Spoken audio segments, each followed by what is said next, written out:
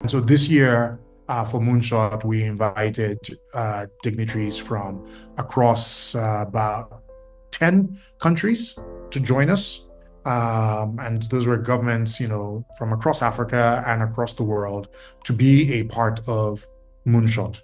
And so the thinking is that they can come, they'll discuss with the ecosystem within formats like the round table, but there are also panels and lots of opportunities to socialize and for the ecosystem to explain here are challenges and for governments to explain here's how it is that we see moving things forward and find meaningful solutions and meaningful ways to engage. And so we're quite pleased with the attendance this year and sort of the growth of those sessions. And next year, we're looking forward to having more larger and more meaningful sort of engagement between the private sector and government as part of our Moonshot conversations. And I think what's really important to mention here is, as a showcase for governments to attend, it's great for them to see all the elements of the ecosystem where activity is happening. They get to meet some of the most innovative companies across technology. So whether that's payments or commerce or health tech or ed tech, they get the opportunity to come and see who's doing really, really interesting work. For Moonshots this year, our headline sponsor was a company called Sabi, which is really doing a lot of impressive work in digitizing commerce across the continent.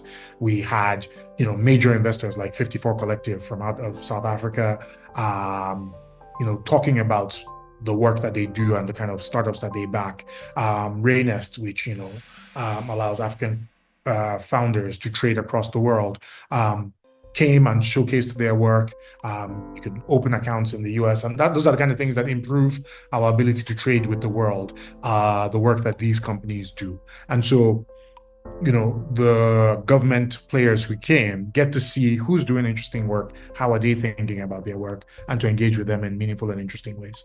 So I think the most common mistake in regulating fintechs across the continent is a lack of meaningful engagement by the government with the fintechs and vice versa. And so there is a bit of a regulating at a remove, particularly of the most innovative and disruptive of these startups. So I think as fintechs get more established, they establish their relationships with government, and the government has a deeper understanding of what it is that they're doing. So that then becomes a bit easier from a regulatory perspective. But early in the innovation cycle, you tend to see fintechs growing really quickly, doing interesting things on the edges. And the fintechs resist engagement with the government, and government resists engagement with the fintechs. And so what you then see are sort of a series of regulatory actions in most countries that are a bit abrupt, that aim to cut off something that the regulator thinks, does not work or does not make sense, without a real deep understanding of what that innovation is or how it affects the market, or, what the value might be to the market.